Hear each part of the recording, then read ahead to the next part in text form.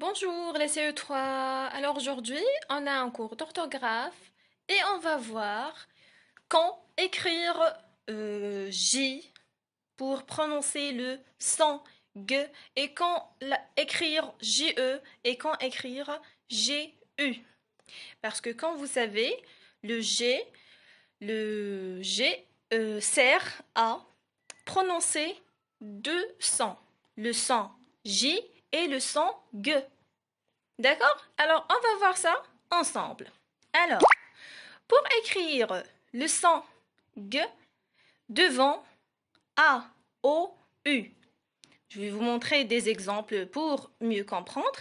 Devant le A, on écrit seulement G pour prononcer ga. Comme exemple, un gâteau, un magasin. D'accord? Devant le O, comme gourmand et comme gorge. Devant le U, pour exprimer le son G, c'est, exemple là qu'on a là, c'est déguster. Alors aussi, le G donne le son G devant les consonnes R et L. Devant le R, exemple grippe et gris.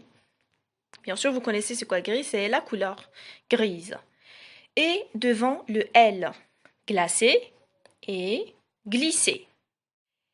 Et on peut écrire aussi GU pour obtenir le son G devant E, I et Y. Donc, on a les exemples là. Devant E, exemple guérir et gueule.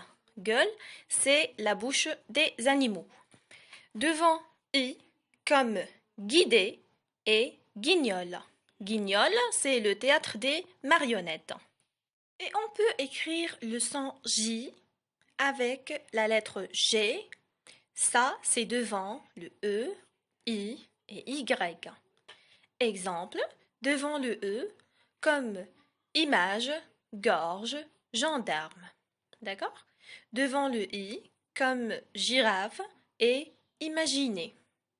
Et devant le Y, comme gymnastique. On peut écrire aussi le son J avec GE, et ça c'est devant A, O, U, comme on voit dans les exemples qui sont là. Devant le A, comme neigeant et orangeade. Devant O, comme pigeon et bourgeois. Devant le U, comme rougeur et voyageuse. Voilà mes enfants, c'est la fin de notre cours. J'espère que ça a été facile pour vous. Et surtout, rappelez-vous bien quand écrire J, quand écrire GE et quand écrire GU et devant quoi on doit les écrire pour obtenir soit le son J, soit le son G.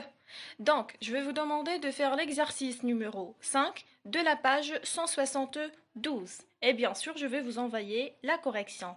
Bon courage!